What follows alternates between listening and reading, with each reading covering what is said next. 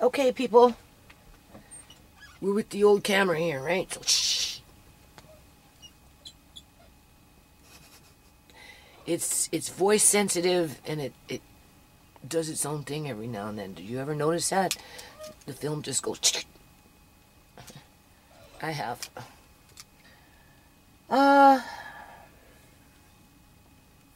think it's January 15th, 2019. Nothing new there. Here's my friend. Can you see him? Right here. He's keeping me company. I got more. You'll see.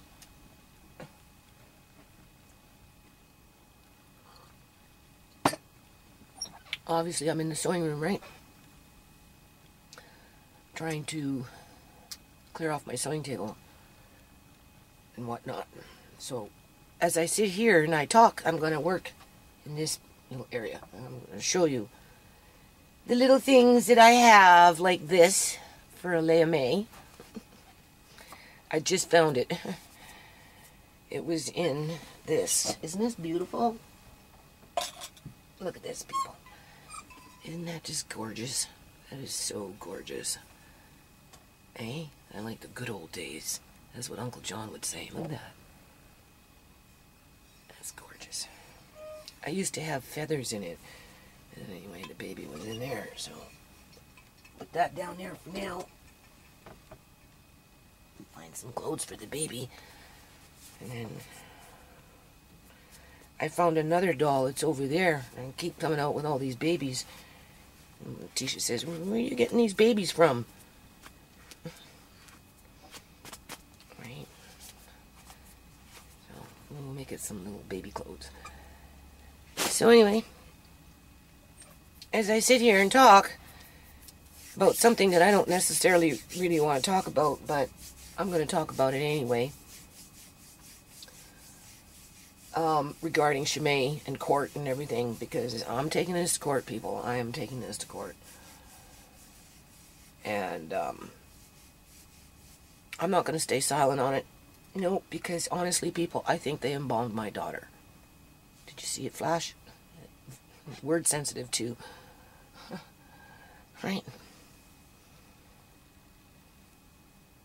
And I'm feeling 90% positive that I can prove it. And that's without the medical, hardcore, heavy-duty terminology.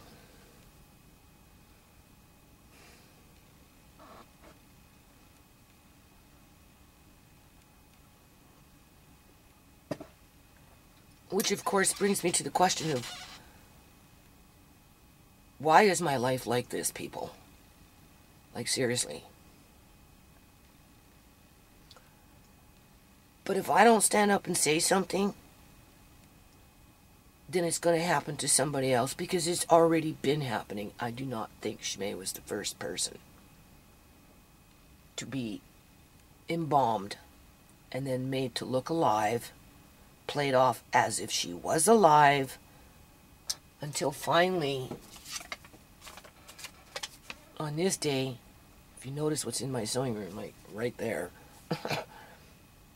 that was the day the brain doctor, Dr. Ghoul, called us in. Because he wanted to shut off the machines, because it was going to get ugly for the nurses. See? You remember that? Sometimes it's better just to turn it off and turn it back on.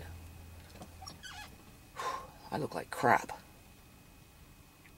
It's because I'm exhausted, people. I'm exhausted with this crap.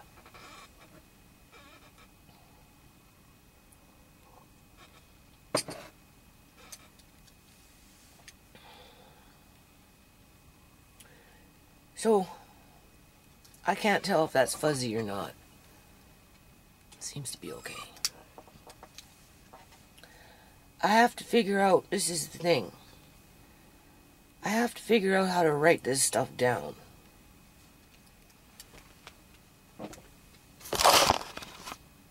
Right?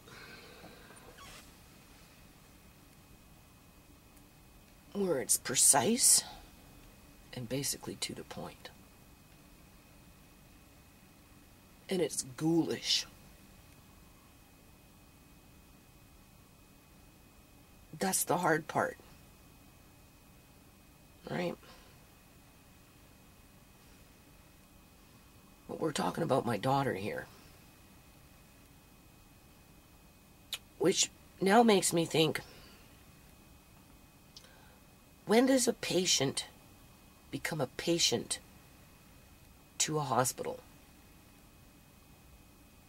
If the patient is dead before the body arrives to the hospital. Right?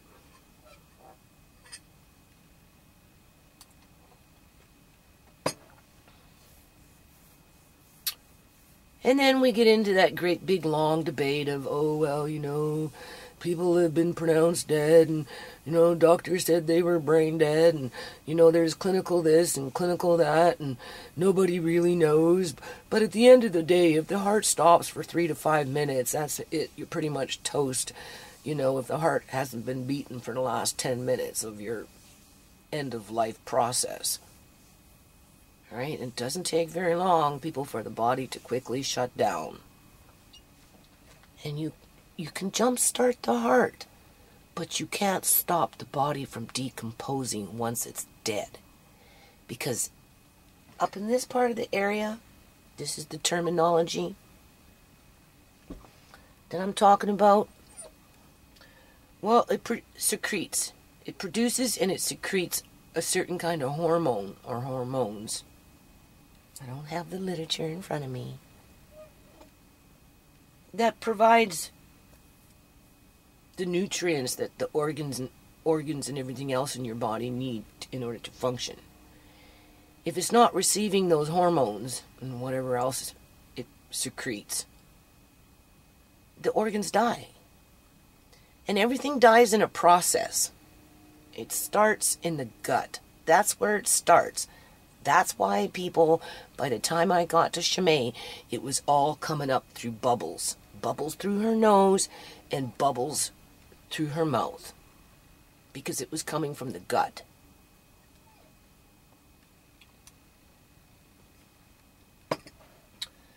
Another signature fact. It's a fact, people, that when people die, their jaws drop. And they can't stay up there no more because there's no muscles to close the mouth. It just drops, and it just stays dropped unless you put wires in there or pins or something to hold it in there.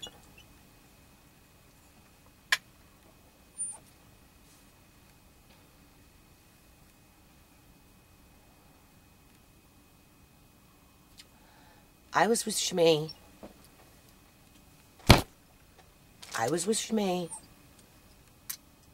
Breathing in her mouth for a good 5 to 6 minutes, people. Okay? So I know.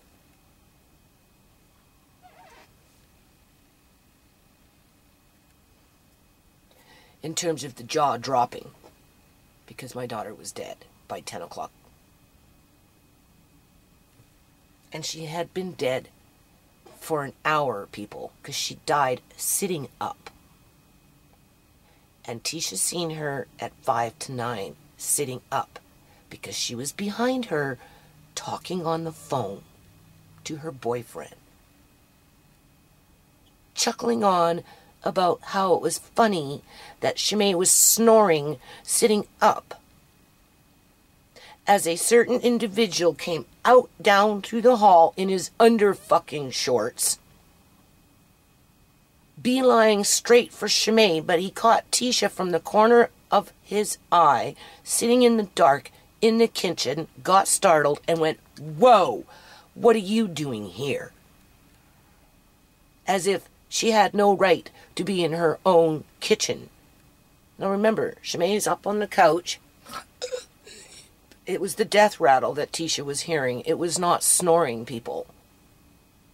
She didn't even wake up when this 5 minutes to 9 conversation, Shimei was still in the middle of a death rattle. And then that certain individual, once he realized that Tisha was sitting in the fucking kitchen because she was having a smoke in the dark, talking on the phone, switching over to laundry, thinking her sister is snoring, he beelined right back to Shimei's room.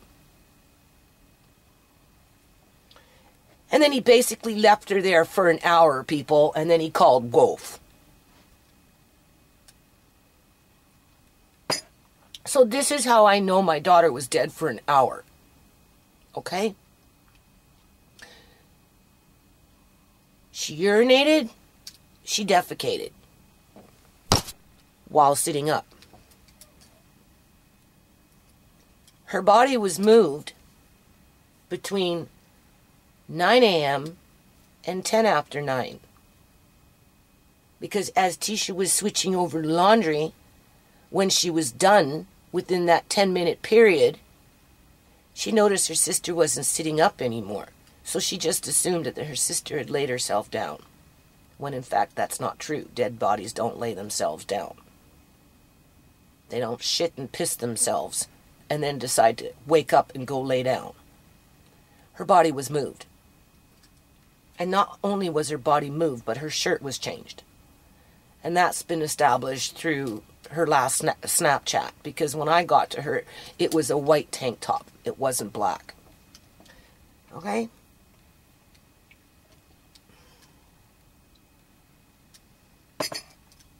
Point is, somebody moved her body.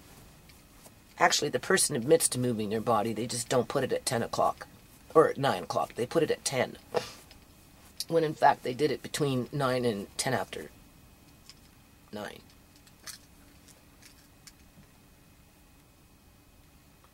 So besides that point, we're going to talk about what the hospital did. There's lots of things I can talk about here, people. And it's easy to talk. It's another thing to have to sit there and type this shit out. Right? So, and I'm struggling, right? Obviously, right? I'm not feeling very well. I'm depressed. My plate is fucking full, right? I'm overwhelmed and, got to deal with Uncle John stuff. And spring is coming, right? That means yard. So,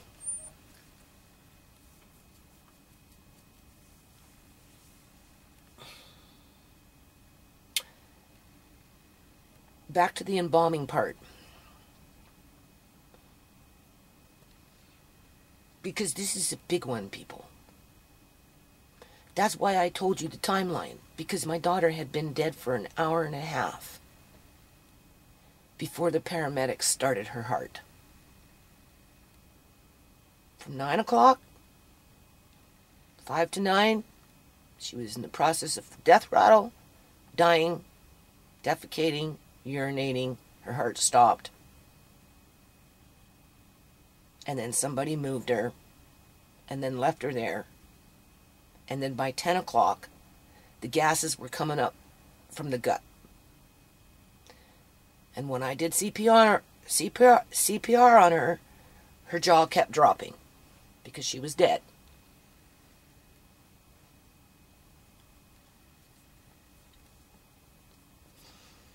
So, 10:30,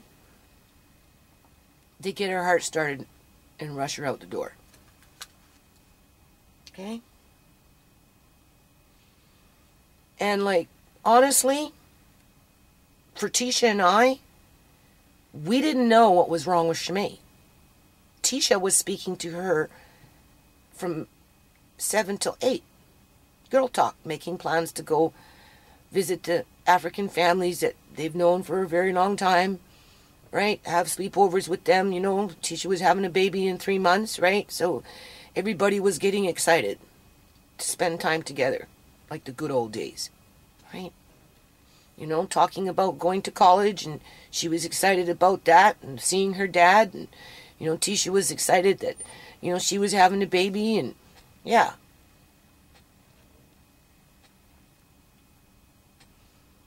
So, sure, Shimei was tired because she was up all night because she was looking after a fussy baby with his first cold. She never went to sleep. She couldn't. He was too fussy. She did a Snapchat at 10 minutes after 6 with the baby. And you could see how stuffy his nose was. But if you notice, the phone rang. Because that's what kicked out the Snapchat. So who the hell was calling her at 10 after 6 in the morning? I'd like to know. I'd really like to know, people, who was calling her.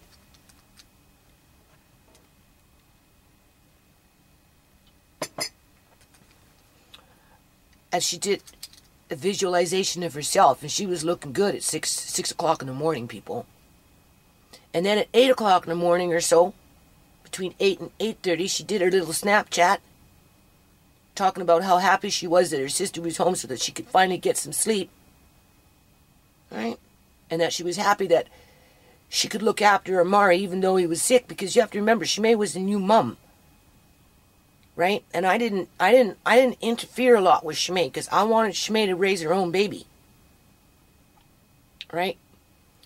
Because it was hard on her to take on that responsibility, I guess you could say, with a negligent partner.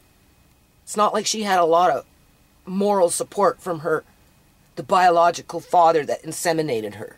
Okay? So she struggled with that.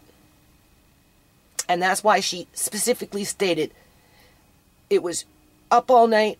First time I had to do it. Baby 7 months old. Now I know what Mom's been talking about all these years. And I did it for myself.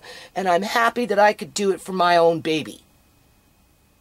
That was Shimei's mindset right before she died. And then suddenly, just suddenly, people, she died. Okay, so I got to deal with that, right? And I'm dealing with it, people. I'm dealing with it the best that I can. But then when you get onto the other page and you look at what the hospital did to her body and you start piecing it together and you feel like you got a 90% chance to prove that you're right in terms of what they did, for what purpose, I don't know. But what they did,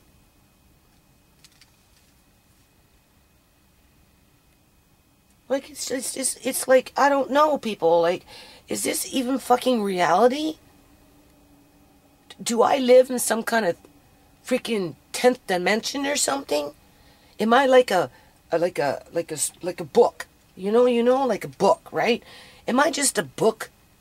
And I myself don't realize it. I'm just a book in terms of like a story with characters and all this shit. Because the stuff I talk about doesn't even sound freaking real. Like, it's something that you would read in a fantasy book. It's horror science fiction. You know? It's sci-fi with horror in it. Literally. And it shouldn't be like that. Fuck, I live in freaking Canada, man. Canada is supposed to be a good country, but this sure in hell doesn't feel good, people. And this is why it's important that I talk about it. Because it's not a book. This is real stuff, okay? And back to this embalming part, because I don't want to drag this out for too long. In terms of, I guess I'm going to have to do this in bits and batches. And Andrew, I don't really care if you're watching this, because I'm coming after your fucking dirty ass, okay? I'm not afraid of you, Andrew. I'm not.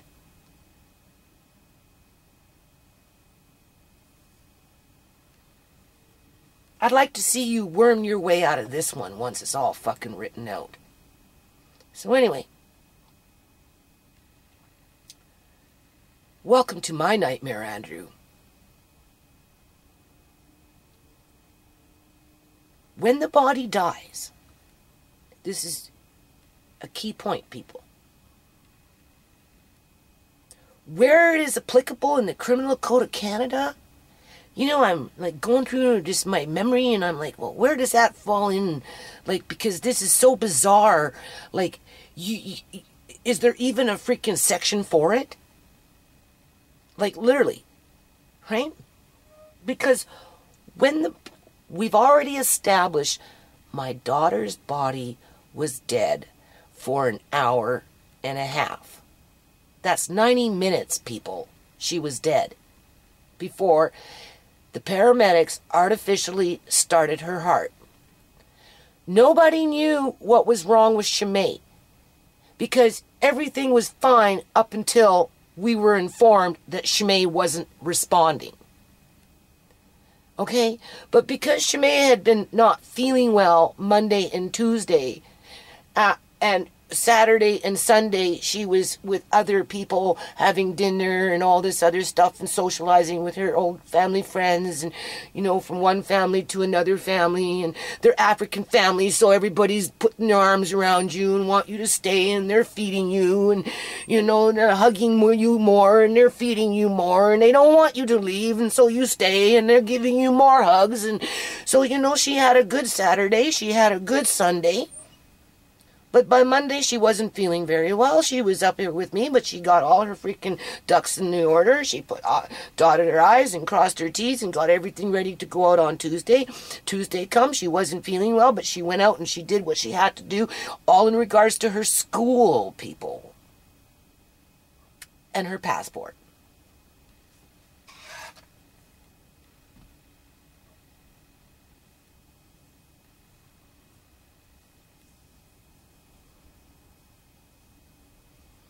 So when she wasn't responding and the ambulance was there, of course I go thinking, well, did she eat something? You know, maybe she got food poisoning. So I said to the paramedics, you know, I don't know.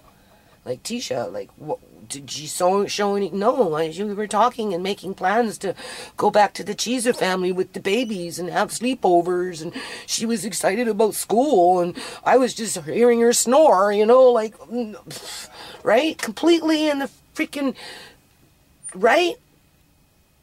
So I'm thinking, okay, well, maybe she took a pill or something, because, you know, her doctor a long time ago gave her sleeping pills. So I'm like, or medication, maybe something, right? Just, so I went into her bedroom and I found her pill bottles. There was 3 of them, and I gave them to the cop or the paramedic, right? So that when they took her, they could test to see if it was a reaction, or maybe she took too many, or I don't know, people. I just know that when my mother, back in the day, whatever, if something bad happens to people in the home and they have any kind of medication related to them, it doesn't matter what it is, you automatically give that medication. Like when Joan, you know, ambulance would come and, you know, gather up all Auntie Joan's medication and give them the whole bag of medication, and so that they know what they're dealing with. Well, that's what I did. I went into Shimei's room looking around for her medication. I happened to find 3 bottles in there. I think 1 was empty, 2 were not. I don't even know what they were. And I gave them to the paramedic, right, so that they'd have it, right? Because nobody knew. Nobody knew. The cops took a couple pictures of the pee stain and just, you know, in the living room and there, and that was it. They left. Pretty much they hung around out there for a bit, and they left. Shimei gets to the hospital, right? At some point, the doctor calls me up and says, oh, you know, this is damaged and this is damaged and this is damaged, you know, and like she's on life support. What do you leave us, you know, do you want us to resuscitate her if her heart stops while on the machine? And I'm like, I don't know anything, people. I'm still in the dark, okay? I'm mad. I'm mad rushing around the house, look in her room for Amari's birth certificate and stuff because of all the drama that was going on before. My mind was to protect Amari, right? The next day. Because I knew what was fucking coming. Because the person that did this to my daughter, people, used to make threats on my family and on my own personal being all the time. Okay?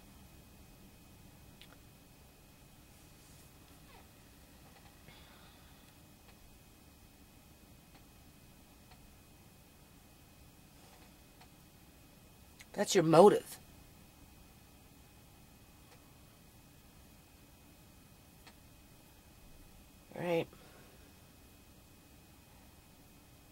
stick to the point.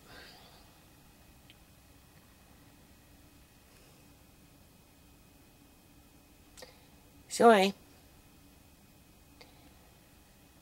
I said, well, at this point, yeah, right? Because I don't really know. I haven't even gone to the hospital yet. This is the doctor phoning me. Tisha went. Because I had to prepare for the next day. I was looking after the kids and looking for the birth certificate and whatnot for Amari so I could go to court the next day, because whatever happened to Shmay was pretty freaking bad. That was clear to see, people. I didn't know that she had died yet. I hadn't figured that one out yet, right? Because once her body got to the hospital, it became lead the family down the garden path. And that's the point of this video. They led us down the garden path, and I've caught them in their fucking tracks. Andrew.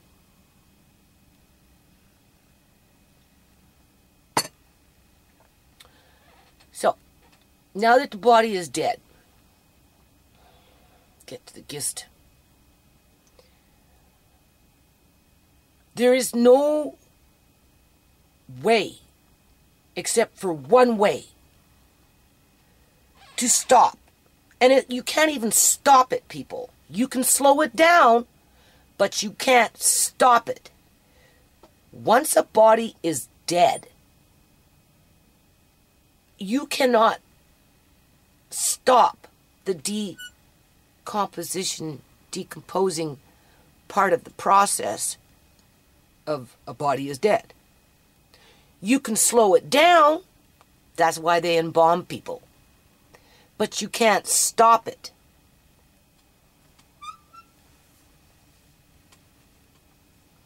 And one of the first things that a body does, this is the stuff I'm learning, people. This is the stuff I'm going to go to court with. This is the stuff that I have to write down.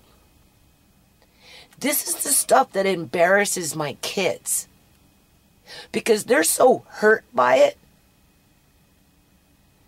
that it's too painful to share it with the world, because it's like a dirty secret. Only it's not our dirty secret, people. It's the corporation's dirty secret. It's the employees to that corporation's dirty secret. Once the body is dead, the only way to to slow down the decomposition of a body is to embalm it. That's the only way, people. Otherwise, within hours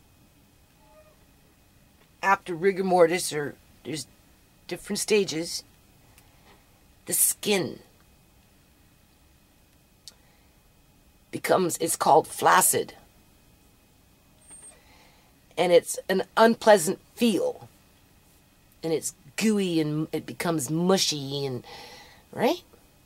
And you get discoloration and but guess what happens when you embalm a body? After you drain out the blood and you fill it up with your embalming fluid, guess what happens? After a few hours, it stiffens up. It starts to look more like a body. The only problem with that one is, once you do that to a body, it has to be pretty much in the position that you want it to be in. Because once the process is done, you really can't move it around that much. It's not flexible, right? You know what I'm saying? You know, so if you want it to be like this, then you fill it up and you leave it like that for a few hours, and then it, probably stay like that, right? Because you can't put it back. So however you want it, that's the way you do it. I'm telling you, people, that's what they did with Shmay. Are you listening, Andrew? Now, who has to live their life thinking about that kind of stuff? Literally. And that's the point of this video. Because this is like a freaking science fiction horror book. And I'm just some character in it. Because this isn't real life.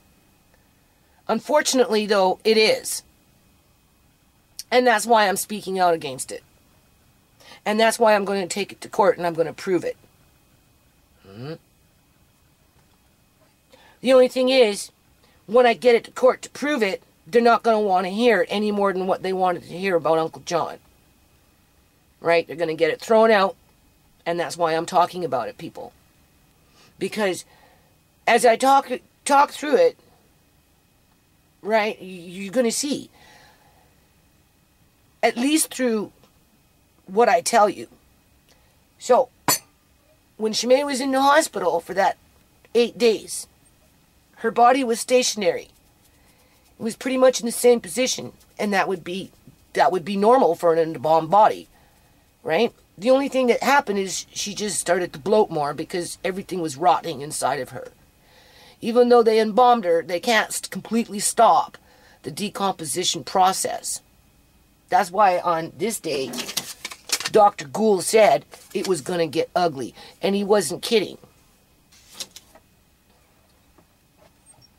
So if he knew it on that day, why didn't he just admit that they fucked up and the machine should have been shut off right then and there? Why did he allow it to drag it out to the 19th? As if. Right? And then as if it was our fault. Right?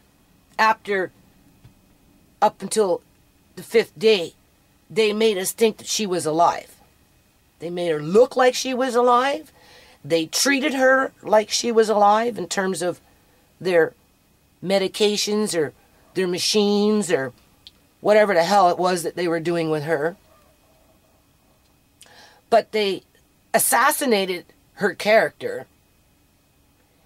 They criminalized her circumstances. They mocked the family and humiliated us and insulted me.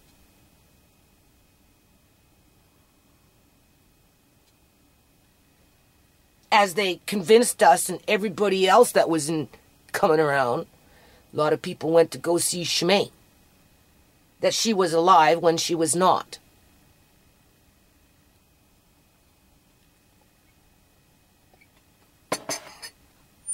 So, my next question would be, well, is Shimei just an isolated incident? Just a freak accident, right? It's only happened once in the last 100 years, right? Or is this a regular occurrence and people just haven't caught on? Because they're that gullible to trust their service providers in terms of they're the professional, they're the healthcare system, and everybody that was working in that system is the professional and you're the lowlife. And therefore you must comply to whatever it is the duty of care is to the patient. But the problem is, Shimei wasn't a patient. She was a cadaver. That's what she was. So where do I find that in the Criminal Code of Canada?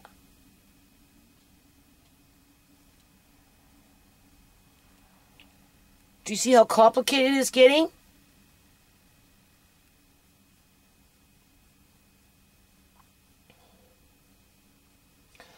Not my dirty secret, people. This is not my dirty secret. I'm not ashamed of my daughter. She deserved better. Okay? It was bad enough that her life was snuffed out from underneath her feet. And then to be, I don't know, tossed off as an accident.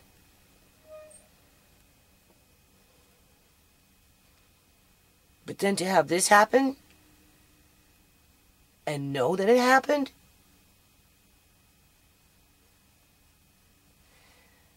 Because without the body being embalmed, that flaccid stuff that the skin starts to do, literally just has the skin come off the body. The only way to prevent that from happening, it wasn't the machine that was pumping her heart. Because remember, all that hormonal shit that's coming in and feeding the organs, it was gone. So regardless of whether the heart was pumping or not, the organs were dying and dead.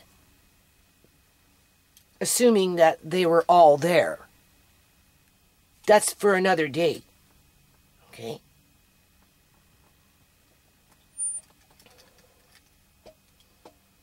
The only way they could stop that flaccid crap from happening on a dead body is to embalm it.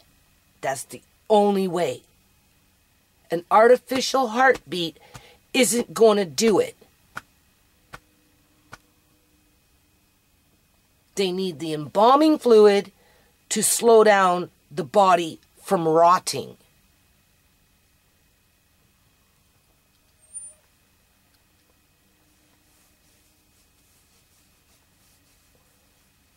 And by day 8, there were enough signature points to prove that she had been rotting for 8 days. That I can prove, people. I don't know how I'm going to write it down. Easier to talk about it. Especially when you know that you're going to go run into Andrew the Dragon with his funky case law that will probably have nothing to do with Shimei, nothing related to Shimei's case, with some crooked judge that's going to falsify his own transcripts again. I'm going to try and toss it out of court. But at least the information is getting out there, people. Right? Because it happened to Shimei. I do not think she's an isolated incident. I do not. And if she was, it needs to stop at Shimei.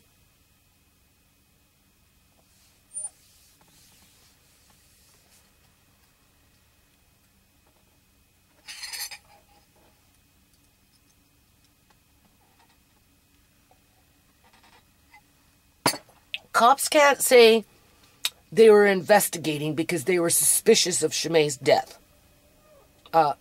Injury. Because remember, at that time, she wasn't dead. Everybody was convincing everybody that Shimei was alive and everything was honky-dory. She was just real sick. So, if they come back and try and say, oh, well, we wanted to catch the culprit in a confession, that's why we put her on the machines, hoping that we'd just throw him off guard, because he knew what he did, and we just wanted to see what his reactions were like. That one, I don't believe that story, because I had to beg the cops to come to the house and fucking investigate this situation. I had to argue with the coroner for an autopsy, right?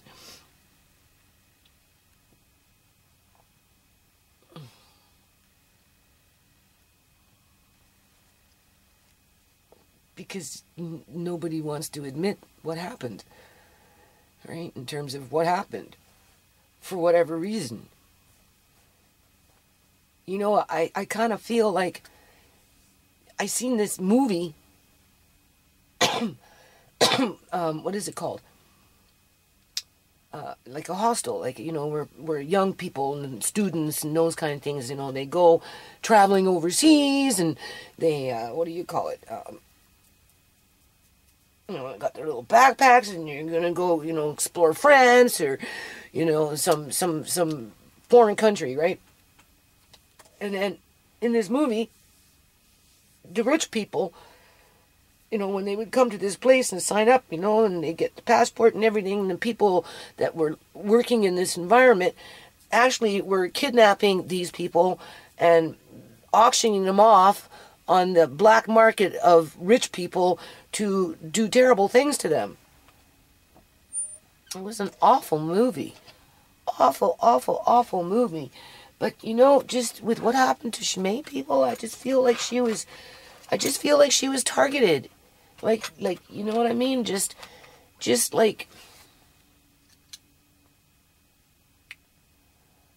sold off. I feel like she was sold off. Right? Definitely sold off to the healthcare system. Fraser Health Authority. Right? They got something out of it, people. You don't take a body and do all that stuff unless you're getting something from it. What the hell did this corporation get from doing what they did to my daughter's body? I can prove it, people. Assuming that I get a chance to get it in front of a judge.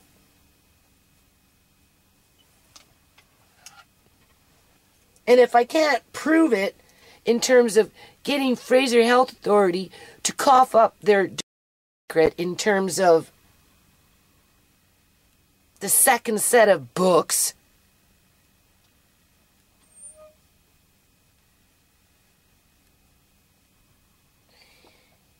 well, they can't disprove it, people. That's the thing.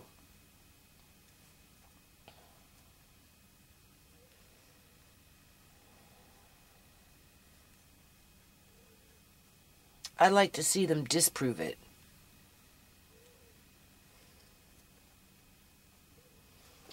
So anyway, I was supposed to sit here and pick through this shit, and I just wasted a whole lot of time.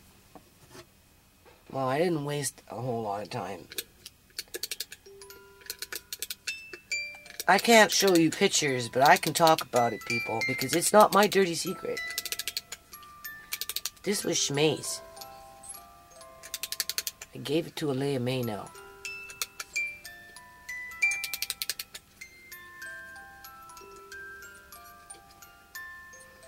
I was in my room the other day.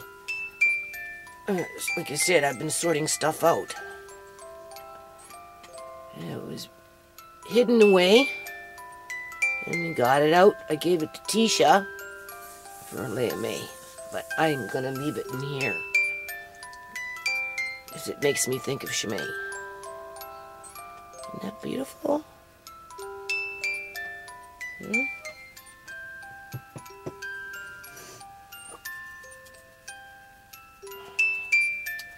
Trying to get into this little part right here.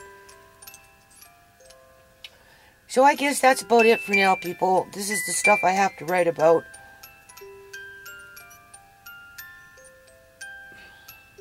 And of course, I got to do it under 20 pages, right? And it has to be factual, right? All right.